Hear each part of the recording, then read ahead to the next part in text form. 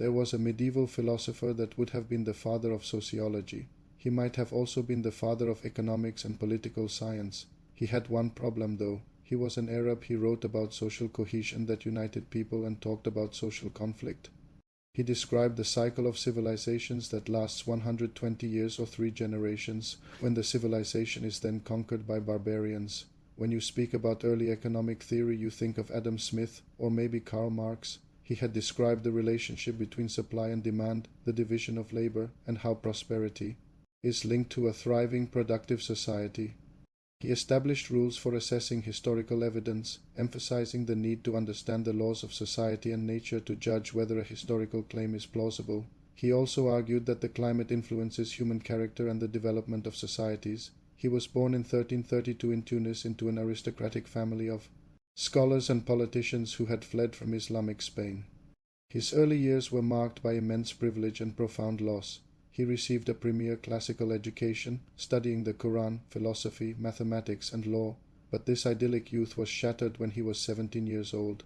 The Black Death arrived in Tunis, taking both of his parents and many of his teachers. This personal encounter with a plague that wiped out a third of the population in some regions deeply shaped his later writing on the demographic forces that shape civilization.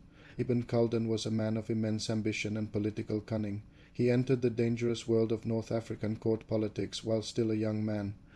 He served as a calligrapher, then a diplomat, and eventually a chief minister for various rulers across what is now Spain, Tunisia, Algeria, and Morocco. His career was a roller coaster of spectacular rises and devastating falls. He was appointed to positions of great power, only to be imprisoned, exiled, or forced to flee when the political winds shifted. This life of intrigue taught him firsthand about the very concepts he would later name.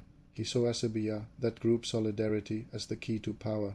He witnessed rulers rise on the strength of their tribal bonds, only to become soft, corrupt, and overthrown just as his theory predicted. His political work was so intense that he once confessed he had no time to change his clothes.